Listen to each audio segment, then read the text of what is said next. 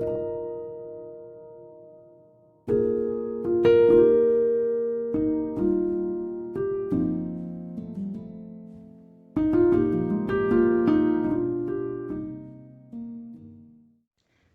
tarde, bem-vindo a mais um Jornal do Medicina em Foco e hoje o nosso tema é prevenção de quedas nos idosos. Nós sabemos que os idosos caidores necessitam de uma abordagem ampla e individualizada, no qual a sua anamnese e o seu exame físico deve ser feito de forma minuciosa, avaliando todos os detalhes dessa queda.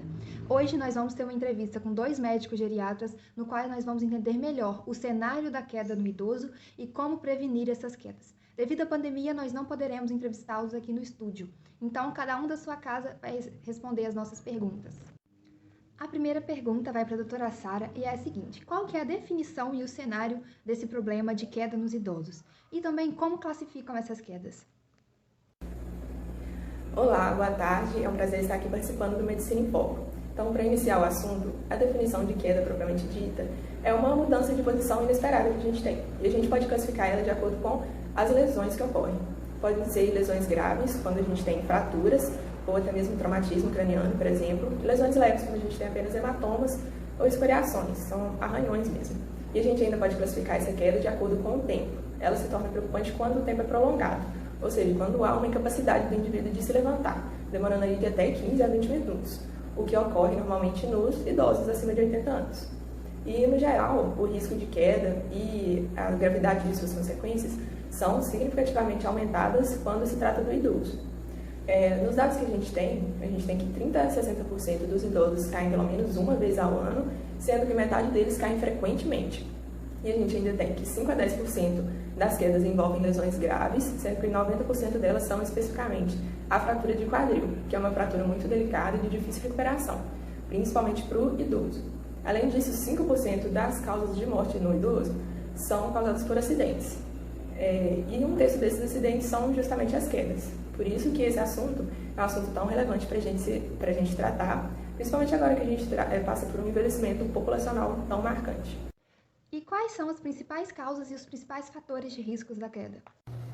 Então, as causas da queda podem ser causas extrínsecas ou intrínsecas. As extrínsecas estão relacionadas ao ambiente, às circunstâncias e à condição ali do local, e as intrínsecas estão relacionadas ao indivíduo, às características do indivíduo. Então, dentre os fatores de risco, a gente tem, por exemplo, a idade avançada. Acima dos 80 anos, a gente tem um risco de queda bastante aumentado. É mais frequente em mulheres, então, ser do sexo feminino também é um fator de risco. A diminuição da aptidão física, a mobilidade prejudicada, fraqueza muscular, principalmente em membros inferiores, fraqueza até mesmo no aperto de mão indica também um risco para queda. Além disso, a falta de equilíbrio, presença de doenças cognitivas, doença de Parkinson, também são fatores. Também o uso de sedativos, hipnóticos e ansiolíticos podem ser considerados, e o idoso polifarmácia também é um risco. Todos esses são fatores intrínsecos. E a gente tem também os fatores extrínsecos relacionados ao ambiente, quando a gente tem um idoso vivendo num ambiente inseguro. Ou seja, por exemplo, uma casa que contém muitos degraus, locais escorregadios, irregularidades e falta de apoio, vai ser um local de risco para esse idoso. Então, quanto maior a frequência de exposição do idoso a esse risco, maiores são as chances de quedas também. Lembrando que quanto mais frágil esse idoso, mais suscetível aos riscos ambientais ele é, mesmo que esses riscos sejam mínimos. Então, quanto mais frágil esse idoso, mais cuidado a gente tem que ter, mesmo que o ambiente seja considerado seguro. E como que nós podemos prevenir essas quedas nos idosos? Segundo a diretriz de envelhecimento saudável da OMS, as quedas na velhice são sempre mais graves, pois os idosos experimentam maiores incapacidade e têm maiores períodos prolongados de internação e de reabilitação. Além disso, eles têm maiores chances de morrer. E muitas dessas quedas elas podem ser prevenidas. Existe evidência que os fatores de queda podem ser influenciados com a implementação de estratégias de intervenção destinada aos determinantes que aumenta a probabilidade de queda. O modelo de prevenção de queda da OMS oferece um quadro abrangente multissetorial para a redução das quedas e das lesões a qual são destinadas aos idosos. As quedas e ferimentos são grandes problemas de saúde pública e muitas das vezes elas precisam de atenção médica. As principais causas subjacentes e toda a admissão ao hospital relacionada às quedas são fraturas do fêmur, lesões traumáticas do cérebro e ferimento dos membros superiores. O modelo de prevenção de queda da OMS inserido na diretriz de envelhecimento saudável não terá sucesso a não ser que seja inserido em uma política de saúde pública que abrace uma abordagem multissetorial para prevenção, tratamento e também na gerenciamento da DNT. A visão da OMS do envelhecimento saudável e ativo requer uma mobilização e engajamento de vários setores da sociedade, como serviço de saúde, de assistência social, trabalho, previdência social. Mais ainda, todas as políticas e programas relacionados ao envelhecimento ativo devem prever o envolvimento dos idosos e dos seus cuidadores em todos os aspectos de planejamento, implementação e avaliação. Nas casas dos idosos, deve ter padrões compatíveis para a sua necessidade, então deve adotar medidas para reduzir o risco de queda. Muitas ações vão depender muito mais das orientações quanto à adaptação correta do que as condições socioeconômicas.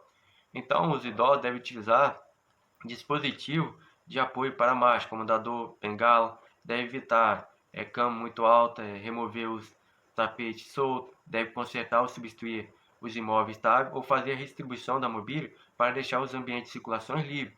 Também deve fazer a instalação de corrimão nas escadas e faixa nas bordas dos degraus.